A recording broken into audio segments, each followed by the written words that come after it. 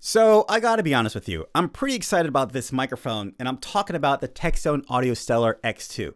Yeah, I know, long name, but a microphone that really puts out a stellar sound.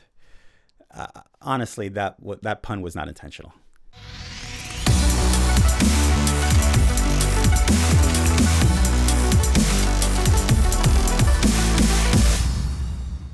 Hey guys, it's Low for Low Nose Tech, and seriously, I can only describe this mic as being pleasantly surprised. TechZone reached out to me to give my honest thoughts and impressions of the Stellar X2, or X Square, whichever makes sense to you, and I've got just that. I've been using the Stellar X2 for the past month to really get a sense of what I like and don't like about the mic, and I've definitely come away with far more likes than dislikes. I've used this mic as my main mic on my previous videos, so I'll link those videos down below, and each time, no matter what the video was about, I kept thinking that the Stellar X2 stole the show. Now, I have to be clear, mic pun, I think this mic sounds really good with my voice. And as of this moment, it's in a serious competition to be my main content creation microphone. Now, I did say content creation, so more on that later. Let's see what you get with the Stellar X2. First, the X2 comes in this white box. Then inside that, we have an aluminum flight case that looks and feels nice, really showing its quality off. And on the case, a preview of the Stellar X2. We open it up and we're treated to some nice packaging to protect the goods. A beautiful textured leather case, a shock mount, foam wind cover, a 3/8 to 5/8 adapter, and a signed card of quality control. All right, I really want to extend this because I want to give a really good sense of how well the microphone sounds. All right, let's continue. Now, the Stellar X2 capsule is based on the classic Neumann U87 and U67 with some additional tweaks to give it its own unique sound. The capsule is a gold sputtered 34mm K67 style, whatever that means. It has a frequency response of 20 Hz to 18 kHz, a cardioid polar pattern, a sensitivity of -31 decibels, impedance of 140 ohms, max SPL of 130 decibels, and here's a look at the frequency response pattern. Now, later on, we will compare the Stellar X2 with some other mics to hear the difference in quality. But when it comes to quality, I'm loving the X2 all the way. For this video, we are not using any EQ or compression at all, and I still think it has an impressive ready-to-broadcast sound. And when it comes to EQing, that we are testing with now, I still think the X2 still holds up well and gives a full presence sound that's in your face, and like I said earlier from my previous videos, steals the show.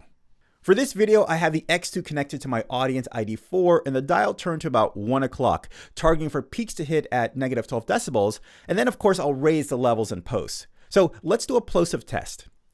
Peter Piper picked a pack of pickled peppers. Peter Piper picked a pack of pickled peppers. Now with the included wind cover, Peter picked a pack of pickled peppers. Peter picked a pack of pickled peppers. Yeah.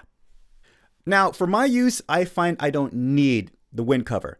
I find I still get great sound and plosive rejection if I'm about a foot away from the microphone. It might be a different story if you're streaming and you prefer to have the mic up close, then you're most likely going to need the protection. All right, so let's compare some mics now to the Stellar X2. The Stellar X2 is a $200 microphone, which I think is a steal, but we'll compare the X2 to my mic collection and go up the scale. This is the newer NW700, a $19 microphone. Let's cleanse the palette with the X2 again, and now for our next mic, the Tonor TC20, which is a $59 microphone, so this is the Tonor TC20. Resetting back to the X2, we will now try the AT4040, which is a $300 microphone, so this is the AT4040. Back to the X2 and compare the Shure SM7B. This is a $400 microphone, so this is the Shure SM7B. Starting over with the X2, and this is the Neumann TLM49, a $1,600 microphone. The Neumann TLM49. So for $200, you can see where it falls for you as far as price and performance. Now, early on I said this mic is competing as my main mic for content creation, and I'm still holding to that. But what do I think for professional voiceovers? Well, this is where I'm torn. As a professional voice actor, I do 90% of my work inside my booth, aka my treated closet. And as you can see, it's a pretty cramped space. And from my experiences, the space, well, I believe it doesn't play well with the harmonics of the X2. And it's like they're two completely different mics, where it sounds way better in an open space for my usage. Now, I can't blame the mic, but if you were thinking of using this as a voiceover mic in a similar environment, these are the results you may expect, but that's not a guarantee. Your results may vary. Again, I'm putting this on the environment and not the mic. All right, back out. Okay, as you can see so far, I'm a real fan of the X2, but I do have some gripes with the X2, and it has nothing to do with the performance. First, the shock mount. Unfortunately, it's one of those cheap white label shock mounts that kind of bends over time and looks uneven in the middle. Doesn't really affect the function of the mic or the shock mount. Everything works just fine, it just looks funky to me. Next, the housing of the mic. In all honesty, I wish it had the size of a more premium mic. It sort of reminds me of the housing of a newer NW700. The materials are of a higher quality, and you can definitely see the bigger capsule inside, but it just looks and reminds me too much of the NW700. Again, it's just aesthetics, and not a lot of people are going to see it, but I'm just being picky.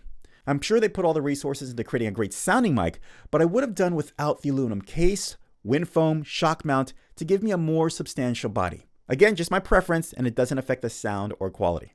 And that's it. Not really a big deal. I'm just nitpicking, but for $200, I can't recommend this mic enough. A fantastic sounding microphone. It's a small and compact, so good for content creation and not getting in the way. It could have had a better shock mount, but overall, I would recommend this mic being on your short list 10 out of 10 times. Okay, that's it for the X2. Links down below if you want to see other reviews for the X2 or interested in getting it. Leave a like if you found this helpful, subscribe if you want to see more honest reviews of the products you love, and as always guys, learn, do, and share. I'll see you later. Bye. This is a really good sounding mic. I'm telling you, it is.